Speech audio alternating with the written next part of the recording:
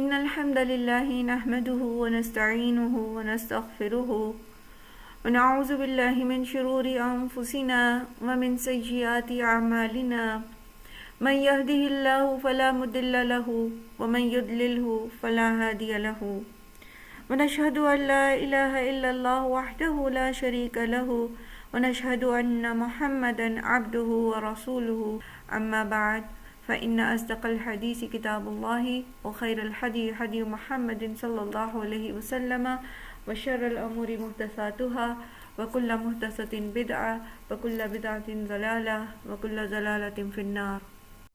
رب اشرح لي صدري ويسر لي أمري واحلل عقدة من لساني يفقه قولي. ربنا زدنا علما اللهم فقهنا في الدين اللهم إنا نسألك علما نافعا وعملا متقبلا ورزقا طيبا اللهم انفعنا بما علمتنا وعلمنا ما ينفعنا وزدنا علما. السلام علیکم ورحمۃ اللہ وبرکاتہ. سورہ مزمل جو ہے اس کا زمان نزول جو ہے وہ 2 رکوع 2 الگ زمانوں میں نازل ہوئے ہیں. پہلا رکوع جو ہے اس کے بارے میں سب کا اتفاق ہے کہ وہ مکی ہے اور اس کے مضامین اور احادیث کی روایت دونوں سے ہی یہ بات معلوم ہوتی ہے کہ یہ مکی صورت ہے.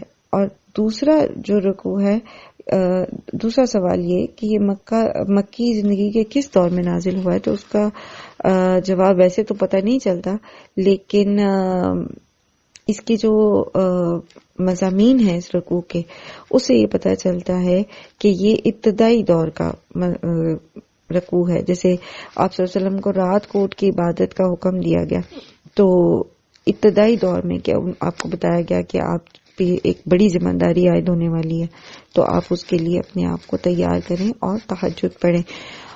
سبحان اللہ. ابھی انشاءاللہ ہم تہجد کی طرف آئیں گے جب یہ آیات کو شروع کریں گے. اور دوسرا یہ کہ دوسرا رکوع جو ہے اس کے بارے میں بہت سارے مفسرین کا یہ خیال ہے کہ وہ بھی مکہ میں ہی نازل ہوا ہے، لیکن بعض یہ کہتے ہیں کہ یہ مدنی ہے.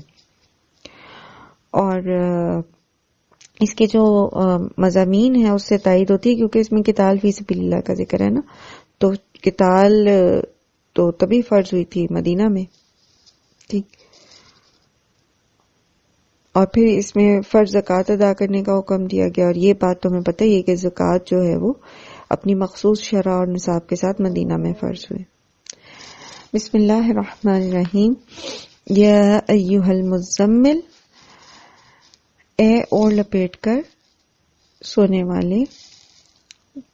ان الفاظ کے ساتھ نبی صلی اللہ علیہ وسلم کو مخاطب کرنے اور پھر یہ حکم دینے کا کہ آپ اٹھیں اور راتوں کی عبادت کریں، اس سے یہ ظاہر ہوتا ہے کہ اس وقت یا تو آپ سو چکے تھے یا آپ سونے کے لیے چادر اوڑھ کر لیٹ گئے تھے. اس موقع پر آپ صلی اللہ علیہ وآلہ وسلم کو یا اے نبی یا اے رسول کہہ کر پکارنے کی بجائے اللہ سبحانہ و تعالیٰ نے آپ صلی اللہ علیہ وآلہ وسلم کو اوڑھ لپیٹ کر سونے والے کہہ کر بہت ہی لطیف انداز میں خوبصورتی سے مہربانی کے ساتھ، جیسے بہت محبت سے کسی سے کہا جاتا ہے نا کہ آپ اٹھ جائیں، تو وہ ایک اس کے اندر سبحان اللہ انداز پایا جاتا ہے کہ سبحان اللہ اتنی اس کے ساتھ آپ صلی اللہ علیہ وسلم کو تاکید کی جا رہی ہے کہ یا ایھا المزمل. اب اس کے آگے جو آیت آ رہی ہے قم اللیل الا قلیلا، کہ رات کی نماز میں آپ کھڑے رہا کریں مگر یہ کہ کم، نصفہ او انقص منہ قلیلا، آدھی رات یا اس سے کچھ کم کر لیجئے، او زد علیہ یا پھر اس پہ کچھ بڑھا دیجئے، ورتل القرآن ترتیلا، اور قرآن کو خوب ٹھہر ٹھہر کر پڑھے. سب سے پہلے یہ کہ رات کی نماز، تہجد کی نماز جو ہے یہ بہترین وقت ہوتا ہے قرآن پڑھنے کا. اللہ سبحانہ و تعالی ہمیں توفیق عطا فرمائے. تہجد وہ نماز ہے جو آپ کی اللہ سے کمٹمنٹ کو ظاہر کرتی. 5 وقت کی نماز ہم اس لیے پڑھتے ہیں کیونکہ وہ ہم پر فرض ہے، لیکن تہجد ایک ایسا وقت ہوتا ہے تہجد کی نماز کا، اور کہ جس میں انسان نیند میں ہوتا ہے، آرام کا وقت ہوتا ہے، سارا دن بھی وہ مصروفیت میں گزارتا ہے، اپنے فرائض پورے کرتا ہے، اور یہ اس کے آرام کا، اس کا اپنا وقت ہوتا ہے۔ اپنے وقت میں سے اللہ کے حضور کھڑے ہونا، 1/3 رات یا اس سے کم یا اس سے زیادہ، آدھی رات، تو گویا وہ جیسے مجھے یہ بات ایسے سمجھ آ رہی ہے کہ جسے اللہ تعالیٰ نے فرمایا نا کہ لن تنالوا البر حتی تنفقوا مما تحبون، نیکی کو تم اس وقت تک سمجھ نہیں سکتے، نیکی کے مفہوم کو پا نہیں سکتے، تم نیکی کو اس وقت تک پا نہیں سکتے جب تک کہ تم اس میں سے خرچ نہ کرو جس کی تمہیں سب سے زیادہ چاہت ہوتی ہے، جو تمہیں سب سے زیادہ محبوب ہے۔ اسی طرح اللہ سے محبت کا اظہار اس وقت ہوتا نہیں ہے جب تک کہ ہم اپنی نیند قربان نہ کریں، کیونکہ یہ جو وقت ہے، اس وقت اٹھنا، وضو کرنا، جب سب سو رہے ہوتے ہیں، اور سبحان اللہ بہت فضیلت ہے اس نماز کی، اس وقت میں اس میں نہیں جاؤں گی، پھر انشاءاللہ العزیز جب ہم فقہ العبادہ پڑھیں گے اور اس میں تہجد پڑھیں گے انشاءاللہ، اس کے بارے میں پھر ہم اس کی فضیلت بھی پڑھیں گے۔ لیکن ہم سب کو پتا ہے کہ تہجد کا وقت جو ہے وہ ایک ایسا وقت ہے جس وقت اللہ سبحانہ و تعالیٰ پکارتے ہیں کہ آپ صلی اللہ علیہ وسلم نے فرمایا کہ اس وقت تمہارا رب آسمانی دنیا پر ظہور فرماتا ہے اور کہتا ہے کوئی ہے بیمار جو مجھ سے شفا مانگے تو میں اس کو شفا دوں، جو مجھ سے دعا مانگے تو میں اس کی دعا قبول کروں، جو مجھ سے معافی مانگے، بخشش مانگے تو میں اس کو بخش دوں۔ کم و بیش الفاظ مفہوم ہے یہ حدیث کا۔ تو اس وقت صرف اس لیے اٹھنا کہ مجھے اپنے رب کے حضور کھڑے ہونا ہے، اور سبحان اللہ اگر آپ کی کوئی دنیاوی ضرورت نہیں بھی ہے، کیونکہ جب دنیا کے مصائب ہوتے ہیں نا تو ہم اٹھ بھی جاتے تہجد کے لیے، کوئی بیمار ہے، کوئی مسئلہ ہے، کوئی دل کو ٹھیس لگی ہے تو ہم اٹھ بھی جاتے، کہ خالصتاً اپنی محبوب نیند میں سے، اپنے وقت میں سے، یہ فرض نہیں ہے نا، تو یہ ہمارا اپنا وقت ہے، اب رات کو اللہ نے سونے کے لیے بنائی ہے نا، یہ ہمارا اپنا وقت ہے، آرام کا وقت، اس میں سے اللہ کی راہ میں لگانا، سبحان اللہ۔ اور یہ بہت بہترین وقت ہے ٹریننگ کا، اللہ تعالیٰ ہم سب کو نصیب کریں، اللہ سبحانہ تعالیٰ ہم سب کو نصیب کریں، اللہ تعالیٰ ہم سب کو بہترین توفیق عطا فرمائے، اللہ تعالیٰ ہمیں توفیق دیں کہ ہم اپنی زندگی میں تہجد کو ایسے ہی شامل کر لیں جیسے ہمارا کھانا پینا۔ تو یہ وقت ایسا وقت ہوتا ہے جس وقت آپ کا دماغ بھی فریش ہوتا ہے، آپ کی باڈی بھی بہت زیادہ آرام کرنے کے بعد بہت زیادہ ایک طرح سے ایبزاربنٹ ہوتی ہے، چیزوں کو سمجھنے کے لیے دماغ جو ہے وہ ایبزاربنٹ ہوتا ہے سمجھنے کے لیے، اور آپ قرآن کو جب پڑھتے ہیں، اور پھر کس طرح پڑھنے کا کہا گیا، وَرَتِّلِ الْقُرْآنَ تَرْتِیلًا، ویسے تو یہ تہجد کی نماز میں قرآن پڑھنے کا حکم ہے، لیکن اگر ہمیں زبانی یاد نہیں بھی ہے تو ہم تہجد کے نوافل پڑھنے کے بعد قرآن کھولیں اور پھر اس کے اوپر تدبر کریں اور پھر اس کے اوپر غور و فکر کریں، سبحان اللہ۔ تو یہ وہ وقت ہے جو قرآن کو بہترین طریقے سے سمجھنے کے لیے بہت بہترین وقت ہوتا ہے۔ اللہ تعالیٰ ہمیں توفیق دیں کہ ہم اپنی اصلاح کے لیے مشقت اٹھانے والے ہوں، اپنی نفس کو جو ہے وہ ہم قابو کر سکے، کیونکہ نفس کو قابو کرنے کے لیے تہجد کے وقت اٹھنا اپنی نفس کی ٹریننگ کے لیے بہترین وقت ہے۔ اور یہاں پر خاص طور پر نبی صلی اللہ علیہ وآلہ وسلم کو تہجد کے لیے بیداری کا کیوں کہا جا رہا ہے؟ اِنَّا سَنُلْقِي عَلَيْكَ قَوْلًا ثَقِيلًا، ہم آپ پر عنقریب ایک بھاری کلام نازل کرنے والے ہیں، ایک بھاری ذمہ داری جو ہے وہ دینے والے ہیں۔ یعنی اب یہ ابتدائی بالکل اوائل دور ہے نا، نبوت دینے کے بعد جو ہے وہ کہا جا رہا ہے نبی صلی اللہ علیہ وآلہ وسلم سے کہ عنقریب جو ہے وہ آپ کو ہم ایک بھاری ذمہ داری دیں گے۔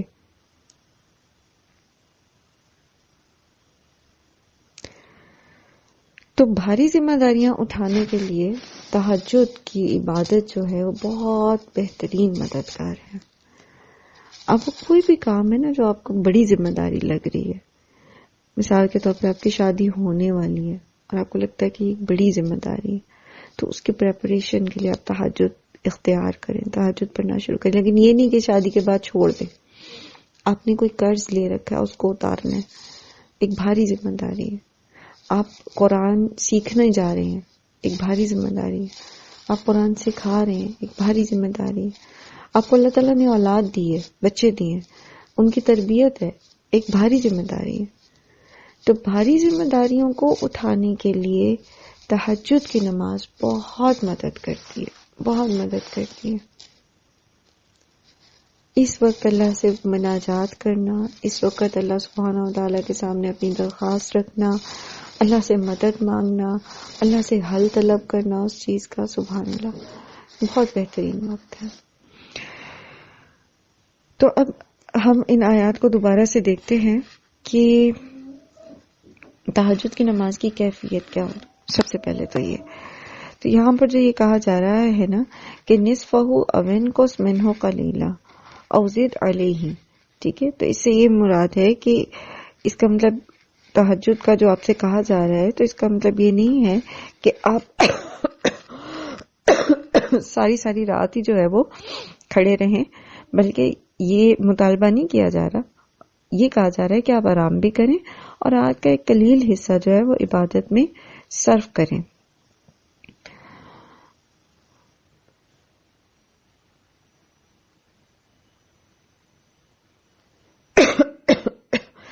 اور یہ بھی ہو سکتا ہے اس کا معنی، جیسے اس کو آگے جو مضمون آ رہا ہے قم اللیل الا قلیلا سے کیا پتہ لگتا ہے کہ ساری رات آپ نہیں، نماز آپ سے نہیں کہا جا رہا کہ آپ پڑھتے رہیں، بلکہ یہ کہ آپ رات کو سوئے بھی اور قیام بھی کریں. پھر آگے اس کی مقدار کا تعین کیا جا رہا ہے، بتایا جا رہا ہے کہ نصف ہو، آدھی رات بھی آپ جاگ سکتے ہیں اللہ کی عبادت کے لیے، اب ان کو من ہو، یا اس کا ایک تیسرا حصہ بھی آپ کر سکتے ہیں، ٹھیک ہے. او زد علیہ، یا اگر آپ آدھی رات سے بھی زیادہ جاگ کے عبادت کرنا چاہتے ہیں تو آپ وہ بھی کر سکتے ہیں، جیسا کہ سورہ دہر کی آیت نمبر 26 سے بھی یہ بات واضح ہوتی ہے، جس میں اللہ سبحانہ وتعالی نے فرمایا وَمِنَ اللَّيْلِ فَاسْجُدْ لَهُ وَسَبِّحْهُ لَيْلًا طَوِيلًا، کہ آپ اللہ کے لیے رات میں اللہ کے آگے سجدہ ریز ہوں اور رات کا طویل حصہ اس کی تسبیح کرتے ہوئے گزاریں. تو سبحان اللہ، یہ تہجد کی نماز کی کیفیت ہے. اور پھر یہ کہ نبی صلی اللہ علیہ وآلہ وسلم کی سنت سے پتہ چلتا ہے کہ آپ صلی اللہ علیہ وآلہ وسلم نے اسی طرح کبھی بہت طویل قیام کیا اور کبھی رات کا تھوڑا حصہ قیام کیا اور کبھی زیادہ. اور آپ صلی اللہ علیہ وسلم کا طریقہ تہجد میں جو نوافل کا تھا وہ 11 رکعت کا تھا، 2 کر کے 8 رکعت اور پھر 3 وتر، ٹھیک ہے. تو 11 رکعت جو ہیں یہ مسنون ہیں تہجد کی. لیکن اگر آپ 2 پڑھ لیں، 4 پڑھ لیں، 6 پڑھ لیں، 8 پڑھ لیں، کیونکہ یہ ایک نفلی عبادت ہے نا، تو اس میں آپ کے اوپر لازم نہیں کیا گیا کہ آپ اتنا ہی کریں. تو آپ 2 کر کے، کیونکہ جب نبی صلی اللہ علیہ وسلم سے پوچھا گیا اس نماز کی کیفیت کا، نوافل کی نماز کا، تو آپ نے کہا کہ 2 کر کے یہ نماز کی رکعت ہیں. تو آپ 2 کر کے پڑھ سکتے ہیں. کم وقت ہے تھوڑی پڑھ لیجئے، زیادہ وقت ہے پوری 8 رکعت پڑھیے، 3 وتر پڑھیے. کوشش کریں. ہم اللہ سے دعا کرتے ہیں کہ اللہ تعالیٰ ہم سب کو عبادت کی یہ حلاوت، یہ لذت عطا فرمائے تہجد کے وقت کی. سبحان اللہ. اور پھر اسی طرح یہاں حکم دیا جا رہا ہے وَرَتِّلِ الْقُرْآنَ تَرْتِیلًا، یعنی تیز روانی سے نہ پڑھا جائے قرآن کو، بلکہ آہستہ آہستہ ایک لفظ زبان سے ادا کریں اور ایک آیت پر ٹھہر کر اس پر اس کے جو مدعا ہے کلام کا اس کو سمجھا جائے اور پھر اس کے مضامین کا اثر جو ہے وہ قبول کیا جائے. مثلا جیسے کہیں اللہ کی ذات اور صفات کا ذکر ہے تو پھر انسان اس نماز پڑھتے ہوئے جب ان صفات کا ذکر کرے، جیسے آپ سورہ فاتحہ پڑھتے ہیں مثال کے طور پر، تو آپ کہتے ہیں الرحمن الرحیم، تو وہاں پر رکیں اور غور کریں اللہ کی رحمت پر، اور دل میں غور کریں اس چیز پر کہ اللہ نے ہمیں کتنی رحمتیں دے رکھی ہیں. پھر ہم پڑھتے ہیں مالک یوم الدین، یوم بدلے کے دن کا مالک ہے، تو پھر بدلے کے دن کے اوپر غور و فکر کریں اور پھر اس کی ہیبت ہمارے دل پہ طاری ہو.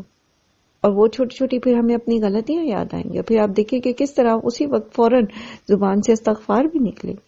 پھر اسی طرح اللہ سبحانہ و تعالی کسی چیز سے روک رہے ہیں، کسی چیز کے کرنے کا حکم دے رہے ہیں، تو اس ایک ایک چیز کے اوپر غور کیا جائے، اور پھر اس کے لیے اللہ سبحانہ تعالیٰ سے استعانت مانگی جائے، مدد مانگی جائے، جیسے بالکل اگلی آیات میں آ رہا ہے ایاک نعبد و ایاک نستعین. ٹھیک ہے، تو یہ ہے اصل میں نماز میں قرآن پڑھنے کا اسلوب. ہمارے ہاں جو جیسے تراویح ہوتی ہے عموماً، تو کیا ہوتا ہے کہ وہ ایک تیز رفتاری میں بس پڑھتے چلے جا رہے ہیں، اور پھر 3 دن میں وہ جو شبینہ کے نام پر پڑھا جاتا ہے وہ حالانکہ مسنون بھی نہیں ہے، اور 10 پارے ایک رات میں اس کو پڑھنا، تو اس میں جو کیفیت ہوتی ہے وہ قطعی سمجھ ہی نہیں آتی. آپ عرب جو قاری تراویح پڑھتے ہیں حرم میں، اگر کسی کو اتفاق ہوا اور رمضان میں تراویح پڑھنے کا، تو وہ پوری رات کا قریباً قیام ہو جاتا ہے، اور اتنے سکون سے وہ قرآن پڑھتے ہیں. تبھی تو پھر جب وہ قرآن پڑھتے ہیں تو پھر ان کو کسی آیت پر رونا بھی آتا ہے، اور کسی آیت پر جو ہے ان کی ہچکیاں بن جاتی ہیں، وہ اسی وجہ سے کیونکہ وہ ساتھ ساتھ اس پہ غور کر رہے ہوتے ہیں نا، ان کو سمجھ آ رہی ہوتی ہے وہ کیا پڑھ رہے. اور ہم جب یہاں پر حتیٰ کہ اگر ہمیں قرآن کا ترجمہ آتا بھی ہو اور آپ تراویح میں کھڑے ہوں، تو امام اتنی تیزی سے قرآن پڑھ رہے ہوتے ہیں کہ سمجھ ہی نہیں آتا. تو یہ غلط طریقہ ہے قرآن پڑھنے کا، یہ صحیح طریقہ نہیں ہے اس تیزی سے قرآن پڑھنے کا. قرآن پڑھنے کا حکم کیا ہے کہ ٹھہر کر آرام سے پڑھا جائے، اور پھر ساتھ ساتھ اس کے اوپر غور و فکر کیا جائے. نبی صلی اللہ علیہ وآلہ وسلم کی قرات کا طریقہ حضرت انس سے رضی اللہ عنہ سے جب پوچھا گیا تو انہوں نے کہا کہ آپ الفاظ کو کھینچ کر پڑھتے تھے. مثال کے طور پر جہاں پر مد ہوتی ہے تو اس کو لمبا کرتے، جہاں پر مد منفصل ہے اس کو جتنا لمبا کرنا ہے 3 سے 4 حرکات اس کو لمبا کرتے، جہاں مد لازم کو لمبا ہے اس کو 6 حرکات کے مطابق لمبا کرتے، مدات اصلی جو ہیں ان کا حق ادا کرتے. تو اس طرح اس کو کھینچ کے پڑھتے، یہ نہیں کہ ہر لفظ کو کھینچ کے پڑھتے تھے. اور یہ بخاری کی روایت. اسی طرح حضرت ام سلمہ سے یہی سوال کیا گیا تو انہوں نے بتایا کہ آپ صلی اللہ علیہ وسلم ایک ایک آیت کو الگ الگ پڑھتے اور ہر آیت پر ٹھہر جاتے. اب آپ نے دیکھا ہوگا ہمارے پاس جو مصحف ہوتے ہیں اس میں بعض جگہ پر لا لکھا ہوتا ہے کہ آپ یہاں نہ رکیں. جیسے یہی سورہ مزمل اگر آپ کے پاس پاکستان ہی کی کوئی پبلیکیشن قرآن کی ہے مصحف، تو آپ دیکھیں گے کہ پہلی اور دوسری اور تیسری آیت کے اوپر لا لکھا ہوا ہے. اور یوزلی پھر اس کو کیسے پڑھا جاتا ہے؟ یا ایھا المزمل قم اللیل الا قلیلا نصفہ او انقص منہ قلیلا او زد علیہ ورتل القرآن ترتیلا. تو نبی صلی اللہ علیہ وآلہ وسلم کی سنت یہ ہے کہ آپ صلی اللہ علیہ وسلم ہر آیت پر رکتے تھے، وہ 2 آیات ملاتے نہیں تھے. جائز ہے، ملایا جا سکتا ہے جیسا کہ یہاں پر مینشن ہے، لیکن آپ صلی اللہ علیہ وسلم جب نماز میں قرآن پڑھتے تھے تو آپ ہر آیت پر ٹھہرتے. جیسے مثال کے طور پر اگر یہی آیت پڑھنی ہے تو یا ایھا المزمل، ٹھیک ہے، یہاں رکے، پھر قم اللیل الا قلیلا یہاں پر رکے، پھر آگے اسی طرح پڑھے. تو حضرت ام سلمہ سے روایت ہے کہ انہوں نے بتایا کہ آپ صلی اللہ علیہ وسلم ایک ایک آیت کو الگ الگ پڑھتے اور ہر آیت پر ٹھہر جاتے. اور یہ مسند احمد کی روایت ہے. ایک دوسری روایت میں حضرت ام سلمہ ہی کا بیان ہے کہ آپ صلی اللہ علیہ وسلم ایک ایک لفظ واضح طور پر پڑھا کرتے تھے. یہ ترمذی اور نسائی کی روایت ہے. حضرت حذیفہ بن یمان کہتے ہیں کہ ایک مرتبہ میں رات کی نماز میں حضور صلی اللہ علیہ وسلم کے ساتھ کھڑا ہو گیا تو آپ کی قرات کا یہ انداز دیکھا کہ جہاں تسبیح کا موقع آتا وہاں آپ تسبیح فرماتے. جیسے اللہ سبحانہ تعالیٰ نے اگر حکم دیا ہے کہ وَسَبِّحْهُ لیلاً طویلا، تو اب یہاں پر تسبیح کرنے کا حکم آیا نا، تو یہاں پر پھر نبی صلی اللہ علیہ وآلہ وسلم تسبیح فرماتے. اور جہاں دعا کا موقع آتا وہاں آپ دعا مانگتے، جہاں اللہ تعالیٰ کی پناہ مانگنے کا موقع آتا وہاں پناہ مانگتے. یہ ہے رتل القرآن ترتیلا. ٹھیک ہے، قرآن کو ٹھہر کے پڑھنا اور پھر اس کے موضوعات پر غور و فکر کرتے ہوئے اللہ سبحانہ و تعالیٰ سے اس کے مطابق جو ہے وہ دعا کرنا یا استعاذہ لینا یا عذاب سے پناہ مانگنا، یہ ساری چیزیں اس میں آتی ہیں. حضرت ابو ذر کا بیان ہے کہ ایک مرتبہ رات کی نماز میں جب نبی صلی اللہ علیہ وسلم اس مقام پر پہنچے، ان تعذبہم فانہم عبادک وان تغفر لہم فانک انت العزیز الحکیم، تو کہ اگر تو انہیں عذاب دے تو یہ تیرے بندے ہیں، اور اگر تو ان کو معاف فرما دے تو تو غالب اور دانا ہے. تو اسی کو دہراتے رہے، بار بار دہراتے رہے یہاں تک کہ صبح ہو گئی. اور یہ مسند احمد اور بخاری کی روایت ہے. تو اس سے ہمیں کیا پتہ چلتا ہے کہ نماز جو ہے اس میں قرآن ٹھہر ٹھہر کے پڑھنا چاہیے، اور پھر قرآن کو ٹھہر ٹھہر کے پڑھنا چاہیے، ایسے کہ اس کے الفاظ جو ادا کیے جائیں وہ واضح ہوں. ایک آیت پڑھیں، اس پہ رکیں، اس کے معنی کو سمجھیں، اس پہ غور و فکر کریں اور پھر آگے چلیں. ہمارا طریقہ یہ ہوتا ہے کہ ہمیں یہ لالچ ہوتا ہے کہ ہم سپارہ پورا کر لیں، ہم رب پورا کر لیں، ایک سپارہ پڑھ لیں، 2 پڑھ لیں، 3 پڑھ لیں، اور بغیر سوچے سمجھے ہم تیزی سے اس کو پڑھتے چلے جاتے ہیں. ایک آیت پڑھ لیں، اس کو سمجھ لیں، اس پہ غور و فکر کریں، اس پر عمل کر لیں. یہ اس سے بہتر ہے کہ بغیر سوچے سمجھے آپ پورا قرآن پڑھ لیں. ٹھیک ہے؟ اب اس کا مطلب یہ نہیں ہے کہ صرف ایک آیت کو ہی ہم لے کے بیٹھ جائیں، پورا قرآن ہم نے اسی طریقے سے پڑھنا ہے. سبحان اللہ. اللہ سبحان اللہ نے توفیق بھی دی ہے کہ ہم اس کو سمجھ رہے ہیں، سمجھ کے پڑھ رہے ہیں. تو جب آپ دوبارہ ناظرہ پڑھنے بیٹھتے ہیں، اپنا ڈیلی کا جو سبق ہوتا ہے کچھ پڑھنے بیٹھتے ہیں، تو پھر اس کے اوپر رکیں، اس پہ غور و فکر کریں، اور پھر اپنے رب سے اس کے مطابق باتیں کریں. پھر دیکھیے قرآن آپ کا کیسا اچھا دوست بنتا ہے، پھر دیکھیے کس طرح یہ آپ کو گائیڈ کرتا ہے. لیکن چونکہ ہم پڑھتے نہیں. اور پھر دوسری چیز یہ کہ گنگناہٹ نہیں ہونی چاہیے آواز میں. میں نے اکثر خواتین کو، خاص طور پر آپ کو بھی تجربہ ہوگا، جب کبھی مل کے کہیں بیٹھ کے کچھ پڑھ رہے ہوتے ہیں مسجد میں یا ویسے ہی کہیں پر، ہمارے ہاں بعض اوقات لوگ جمع بھی کرتے ہیں لوگوں کو قرآن خوانی وغیرہ کے لیے، تو ایک بنبناہٹ کی آواز ہوتی ہے. اور اکثر خواتین جو ہیں وہ منہ میں قرآن کو پڑھی ہوتی ہیں اور بالکل واضح نہیں ہوتا. یہ قرآن کی ادب کے خلاف ہے کہ ہم قرآن کو ایسے پڑھیں گنگناہٹ کی آواز سے. پھر یہ کہ وہ ایک خاص ہی طرز بنا کے پڑھنا شروع کر دیتے ہیں بعض اوقات. اور آج کل یہ بہت رواج ہو گیا ہے ساؤنڈ چینج کر کے قرآن کی، اور اس کے اندر ایک ایکو پیدا کر کے، اور اس طرح سے. خدا را قرآن اس لیے نازل نہیں ہوا، یہ اس لیے نازل ہوا ہے کہ اس کو ٹھہر ٹھہر کر آپ پڑھیں، خود پڑھیں، اور پھر آپ اس کے اوپر تدبر کریں. اس کو خوبصورتی سے پڑھنے کا حکم ہے، لیکن اس کو اس طریقے سے آوازوں کو بدل بدل کے اور اس کے اندر ایکو پیدا کر کے، اور نعوذ باللہ ثم نعوذ باللہ جیسے گانوں کی طرز ہوتی ہے، اس طرح سے اس کو پڑھنے کا سے گناہ ہوتا ہے، ثواب نہیں ہوتا. تو اللہ سبحانہ تعالیٰ ہمیں، چونکہ یہ فتنوں کا دور ہے تو ہماری نیکیاں بھی شیطان ضائع کرانا چاہتا ہے، تو ہمیں اس سے بچنا چاہیے. اللہ سبحانہ تعالیٰ ہم سب کو اپنی پناہ میں رکھیں. انشاءاللہ العزیز کل ہم اس سے آگے پڑھیں گے، اور موضوع جو ہے آگے، اور کہ اِنَّا سَنُلْقِي عَلَيْكَ قَوْلًا ثَقِيلًا، اس سے ہم انشاءاللہ کل اپنے سبق کا آغاز کریں گے.